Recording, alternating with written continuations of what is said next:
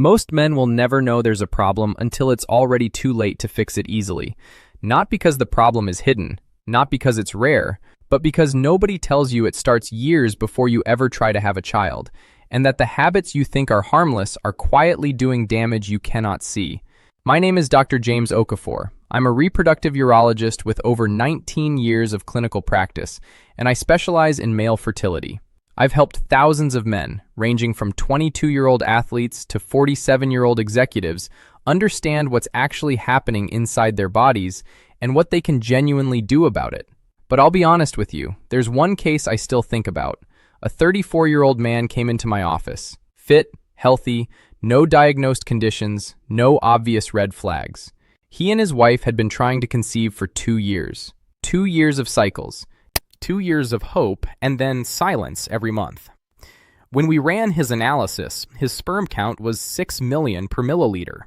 The World Health Organization defines the lower reference limit at 16 million. His motility, meaning how well the sperm actually moved, was under 25%. He looked at me across my desk and said, "But I feel completely fine." That's the thing nobody tells you. You can feel completely fine, and your fertility can still be in freefall. According to a landmark meta-analysis published in Human Reproduction Update, sperm counts among men in Western countries declined by more than 50% between 1973 and 2011, more than half in roughly 4 decades. And more recent data from 2022, published by the same research group, shows that decline is not just continuing, it's accelerating. We are not talking about a slow drift. We're talking about a measurable, documented collapse in male reproductive health that most men don't know about because it doesn't make them feel sick. So what do you actually do about it? That's exactly what I'm going to walk you through today. 4 habits, backed by research, specific enough to start tonight, and I'm going to explain the actual science behind each one. Not the oversimplified version you'll find on a supplement label, but the real mechanism your body is using, and why changing it matters. Let's start with the one that surprises patients the most. Most men assume the biggest threat to their fertility is stress or genetics, something emotional, something inherited, something outside their control. But what the research consistently points to, and what I see confirmed in my clinic every single week, is heat, specifically scrotal temperature. I know, it sounds almost too simple, and that's exactly why it gets overlooked. Here's the biology. The testes are located outside the body for a reason. Sperm production, spermatogenesis, requires a temperature roughly 2 to 4 degrees Celsius lower than core body temperature. The process is exquisitely temperature sensitive. When scrotal temperature rises even slightly and stays elevated, sperm DNA becomes vulnerable to oxidative damage. Motility drops. Morphology, the shape and structure of the sperm, degrades. And because it takes approximately 74 days to produce a new cycle of sperm, damage done today shows up in your semen analysis almost 2.5 months from now. I always explain it to patients this way. Imagine trying to produce precision optical glass in a room that's 15 degrees too hot. The equipment still runs, it still produces something, but the quality of what comes out is compromised in ways that only show up later when you actually try to use it. A 2021 study published in Fertility and Sterility found that men who regularly used a laptop placed directly on their laps showed a statistically significant increase in scrotal temperature compared to those who used a desk. Another study from the European Journal of Obstetrics and Gynecology examined men who sat for more than 4 hours per day in heated car seats and found measurably elevated scrotal temperatures after just 90 minutes of exposure. The habit that changes this is almost embarrassingly simple. Use a desk or a lap desk. Switch to loose-fitting underwear. A 2012 study in Human Reproduction found that men who wore tight underwear had 25% lower sperm concentration than those who wore boxers. Avoid hot tubs and long baths above 40 degrees Celsius, particularly during active conception attempts. And if your job involves prolonged sitting, stand up every 30 to 45 minutes. Not for your back, for your sperm. Small adjustment, real measurable impact. But here's what makes this conversation more complicated and more urgent, because even if you fix the temperature issue perfectly, there's a second factor working against you that most men don't connect to their fertility at all, And it hits hardest at night. You're lying in bed, the house is quiet, and somewhere in your body, a process that should be renewing and repairing is struggling to function. Sleep. When I bring up sleep in the context of sperm health, I get the same look every time. Skepticism. The idea that how many hours you spend unconscious could affect your reproductive biology seems like a stretch, but the mechanism is direct and well documented. Testosterone, the hormone that drives sperm production, is synthesized almost entirely during sleep, primarily during the deep, slow-wave stages. A study published in the Journal of the American Medical Association found that men who slept fewer than 5 hours per night had testosterone levels 10 to 15% lower than men who slept 8 hours. Another study from the American Journal of Epidemiology, which followed over 1,000 Danish men, found that men with high sleep disturbances had a 29% lower sperm count and significantly worse morphology scores. Think of it this way. Your body runs its reproductive repair shift at night.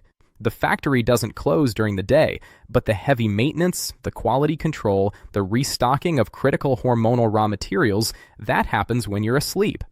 Chronic sleep restriction is like running a factory on skeleton crew, night after night. Output drops, quality suffers. The men who struggle most with this in my practice aren't the ones staying out late at parties. They're the ones grinding through 60-hour work weeks, convincing themselves that 6 hours is enough, that they'll catch up on the weekend. The research says otherwise. A 2020 study in Sleep Medicine Reviews confirmed that short sleep duration and poor sleep quality are independently associated with reduced semen parameters, and weekend recovery sleep does not fully compensate. The habit here is not complicated, but it requires commitment. 7 to 9 hours in a dark, cool room. Consistent wake and sleep times, even on weekends, because your hormonal system runs on a circadian rhythm that does not negotiate. And if you suspect sleep apnea, loud snoring, waking up exhausted, get tested. A 2015 study in the Journal of Clinical Sleep Medicine found that men with untreated obstructive sleep apnea had significantly lower sperm motility and higher DNA fragmentation rates.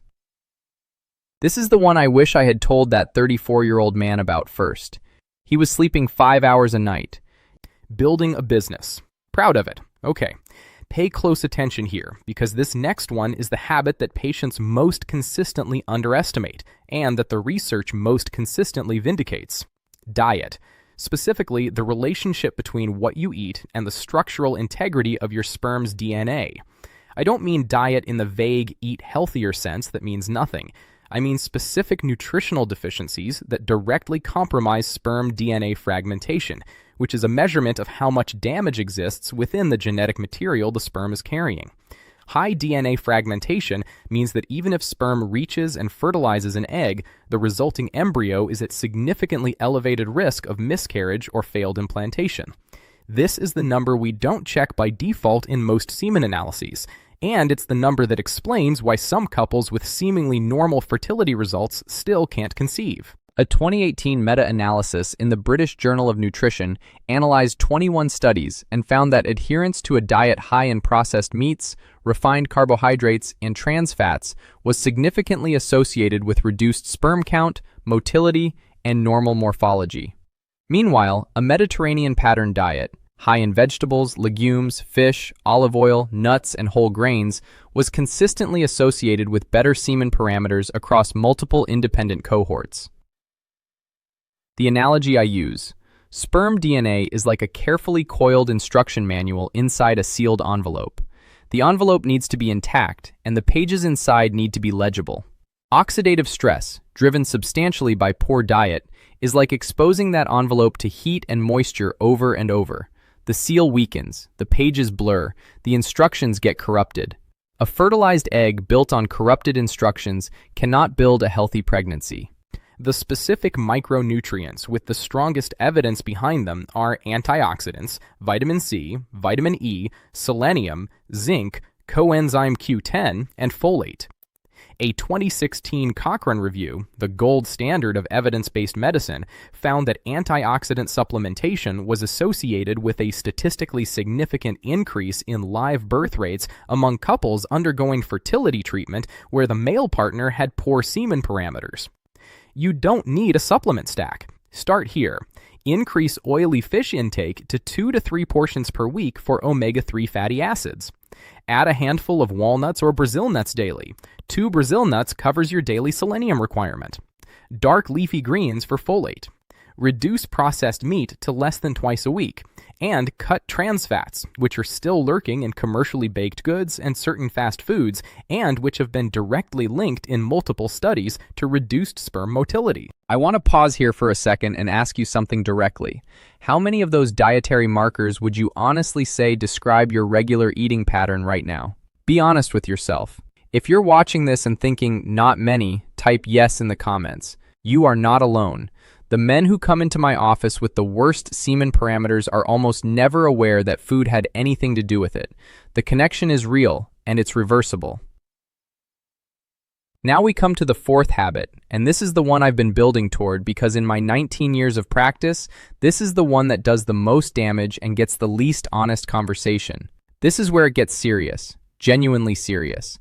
Most men know alcohol and smoking aren't great for health in general. What they don't know is the specific, documented, mechanistic way these substances dismantle male fertility at the cellular level.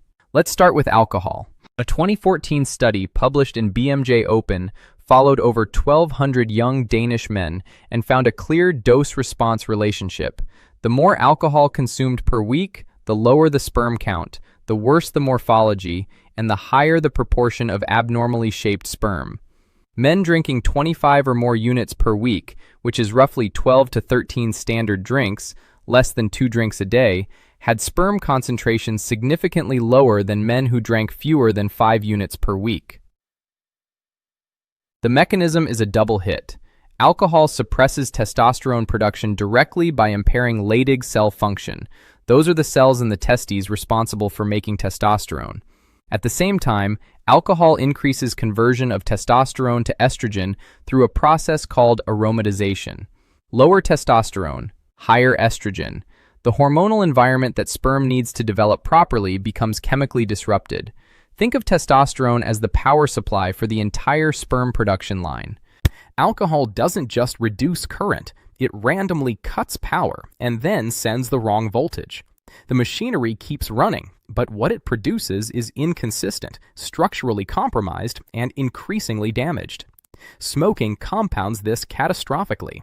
A 2016 meta-analysis in the European Journal of Preventive Cardiology, citing over 20 studies, found that smoking was associated with a 13 to 17% reduction in sperm count and a 10 to 12% reduction in motility. But more critically, smoking dramatically increases sperm DNA fragmentation. The reactive oxygen species, the free radicals generated by cigarette smoke, don't just damage the sperm cell, they damage the DNA inside it. And unlike structural damage, DNA fragmentation is not visible under a standard microscope. A man can have a semen analysis that looks borderline acceptable while carrying DNA fragmentation levels that make successful implantation highly unlikely. This is the sign I wish more people asked me about. It doesn't show up on the standard test. It doesn't show up on how you feel. It just shows up, or doesn't, in the pregnancy result. I have never seen a patient brochure that explains this clearly. The standard message is, smoking is bad for fertility. What it doesn't say is that the damage is happening at the level of the genetic material your future child will inherit, and that it takes 74 days of not smoking before that cycle of sperm is replaced by one that wasn't exposed. 74 days. Let that sit for a moment. Almost 2.5 months from the day you stop smoking before the next generation of sperm has been produced without exposure. This is not an overnight fix. It requires a decision made before the fertility conversation becomes urgent, not after. If you smoke and you are planning to have children in the next year, this is the most important practical action you can take for your reproductive health. Not a supplement, not a dietary change, this. Remember the man I mentioned at the very beginning? 34 years old, fit, healthy, completely blindsided. He was sleeping 5 hours a night. He worked at a desk with a laptop in his lap for most of the day. He was drinking socially 4 or 5 nights a week, and his diet was what a lot of people would call functional. Protein bars, fast lunch, big dinner, not much color, almost no fish. None of those things felt like problems to him. None of them made him feel sick. We worked through all 4 of these areas systematically over 6 months. Temperature management, sleep optimization, dietary restructuring, alcohol reduction.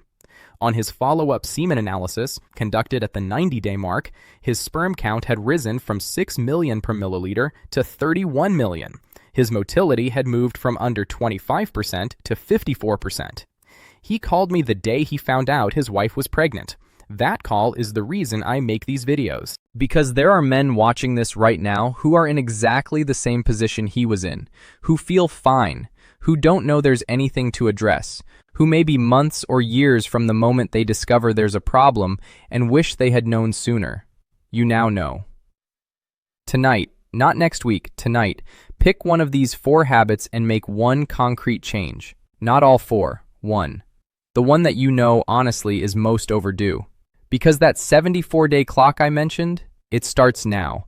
Or it starts whenever you decide to start it. The research is clear. The mechanism is real. The changes are within reach.